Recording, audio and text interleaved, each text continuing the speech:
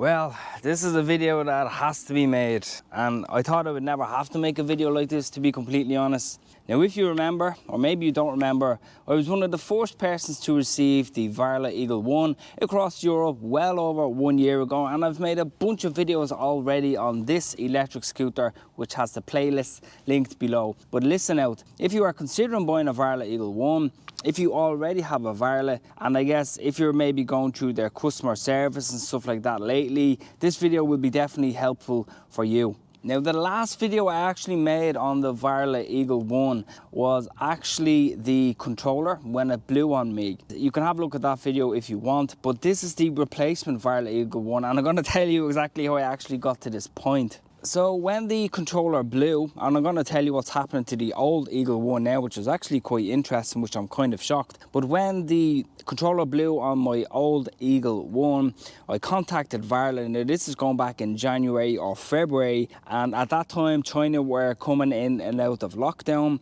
so I couldn't get a replacement controller for months. I think it was like 2 or 3 months, and it was FedExed to me. Now I put the controller in the Eagle One. It went fine for like 10 minutes, and I'm going to explain why I think the controller blew also later on in the video, but stick with me on this one. So it was 10 minutes riding the scooter, and the same issue happened again. Now, small disclaimer, I am an affiliate for Varla. I don't want that to change your thinking of this video, because I do want to talk about a few things that I think are actually very important. Contacted Varla after the controller blew, the replacement controller, and they said, okay, we'll send you out a replacement Eagle One, a brand new replacement Eagle One, but you have to send back the old Eagle One. So at the time of shooting this video, I still have the old Eagle One in my possession, and I'm waiting to organise shipping for that to go back to the warehouse in Germany. So what are a few things to note? Well, Varla, people get confused for some reason, but Varla are a Chinese company. They have a office based in California, but they actually are a Chinese company. When you're sending emails to Varla, if you actually have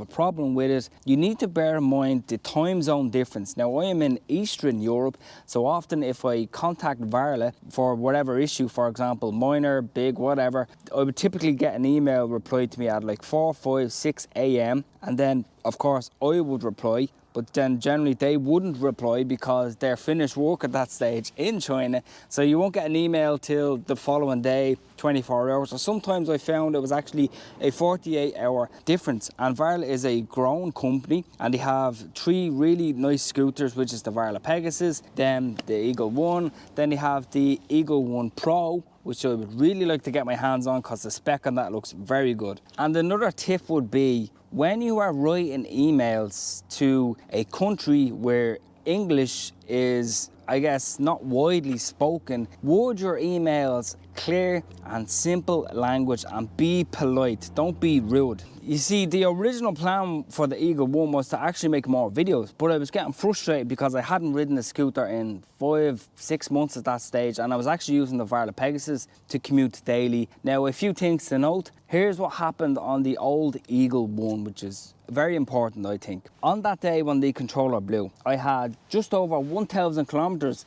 on the Eagle One, okay? And I also was going full speed. I was in gear 3 turbo dual mode, and I had the regenerative braking set on, I think, to level 2. I never did give the scooter a break. I was always riding the scooter hard because I wanted to do, I guess, a truthful review on how sturdy they actually were. So the controller did blow. Now, I think, of course, there are faulty controllers out there. No matter if you buy a really expensive electric scooter, like I heard on the Namis from a friend of mine, on the Nami-born electric scooters, that they also had an issue with their controllers. So it doesn't really matter. Like, if you buy a premium brand, if you buy a cheaper brand, you will get issues at the end of the day on some of them from a certain batch, which is particularly batch 1, until they get all the small things sorted. Now, I think what I should have done was to actually completely deactivate the regenerative braking, because I was going constantly like 50 kilometers an hour, 55 kilometers an hour, and I was stopping regularly. And of course, going those high speeds, stopping regularly with the regen on,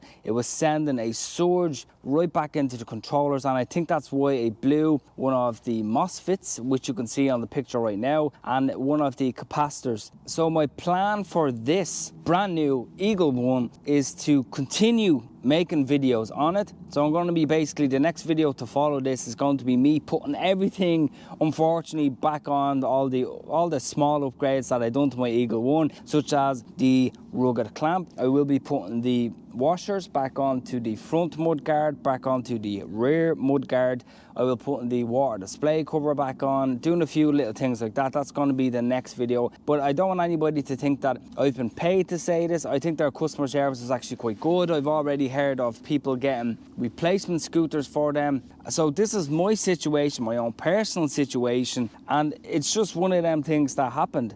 So I'm going to try my best not to ride this so hard initially, and I'm going to change the P settings, which I'm going to do a video on as well. But at the end of the day, it is what it is. I'm grateful that they gave me a replacement scooter, and I'm grateful I can continue making the videos that I originally planned to make, and I will not have any problems with this. I'm 100% sure, because I'm going to change those P settings, knock off that regenerative braking, not go so hard on the electric scooter this time around. So in the meantime, stay safe and keep an eye out for the second video, where I'm going to be putting everything back onto this replacement Eagle One, and I'll talk to you in the next video.